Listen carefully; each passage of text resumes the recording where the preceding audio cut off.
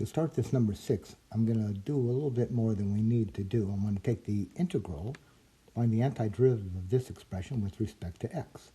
So I'm going to write this, even though if I was just doing it myself, I would not, for e to the x dx. I'm just saying that I can go term by term, 4x to the 5th dx, plus the integral of 4 over x to the 4 dx, plus the integral of 1 dx. Now, the first one, we're going to get 4, right? The constant comes along, and the integral, the antiderivative of e to the x is e to the x itself. Now, I'm going to do this one technically as it should be done, but at the end I'll show you some steps you can skip. Now, look what we have. 1, 2, 3, 4. I've got 4 integrals. So every time I integrate, I get that constant. So I'm going to write it. So I'm going to get 4 constants. I'm going to write them like this. So I get 4 e to the x plus a constant for that first integral. I'll just name it with a subscript. First constant plus. Now let's take a look at this one here. So we're going to get the 4 will come along, and then I'm going to get x to the 6th over 6, right? You increase the exponent by 1 and then divide by that exponent, plus a constant. So this will be the second one, c sub 2, plus, now I'm going to do this one here. This is going to be 4x to the negative 4 dx. And we'll catch that one when we come back. Plus, now the integral of 1 dx, that's a constant. So I just get 1x. But now I'm going to get a constant. That's the fourth constant I get. Let's do this one here and clean up some of these. So we'll get 4 e to the x plus c1. Plus, now we can simplify a little here. 2 will go into 4 twice. 2 will go into 6 3 times.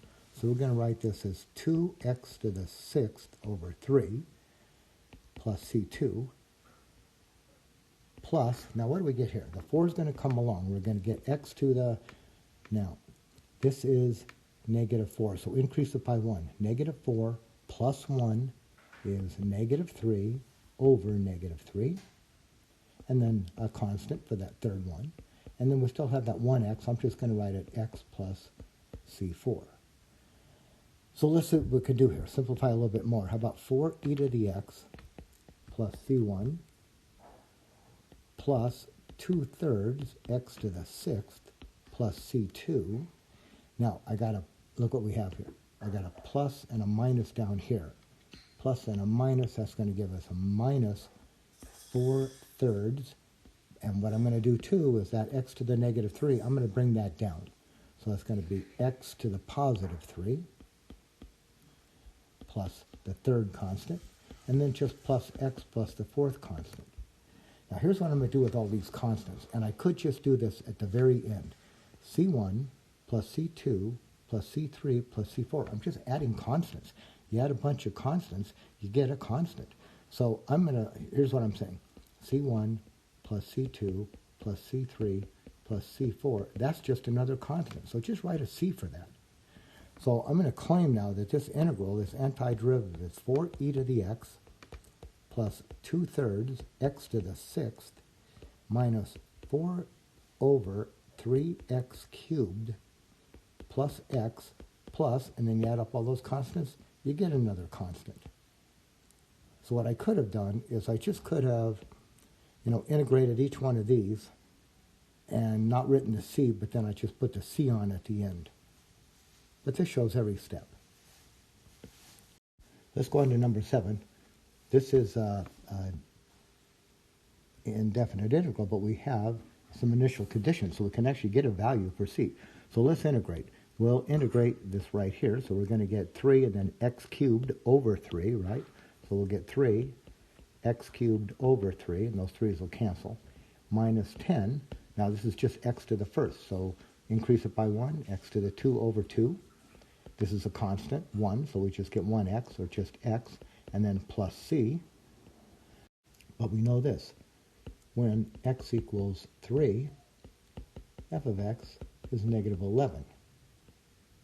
But we can do a little cleaning up here, right? Let's see. What happened there? 3 will go into 3 once, so those will cancel. 2 will go into 10 5 times, so we can rewrite this as x cubed minus 5x squared plus x plus c. And now we know that when x is equal to 3, f of x is equal to negative 11. So let's substitute 3 in to this expression, see what we get. So how about 3 cubed minus 5 times 3 squared plus 3 plus c, that's all equal to negative 11. So this will give us what? 27, right? Let's get it right. 27 minus, now what do we get here? 3 squared is 9. 9 times 5 is a 45. Plus 3 plus c equals negative 11. So when I add these together, I got negative 15 plus c equals negative 11. So we'll just add 15 to both sides. So we'll get c is equal to, now, negative 11 plus 15 is a 4. So here's our conclusion, and we're going to say that this antiderivative up here, the antiderivative of this function here with this initial condition is going to be this particular family member. It's going to be x cubed minus 5x squared plus x plus c, but c was 4, and there we go. So we don't have a general family member, we've got a particular member.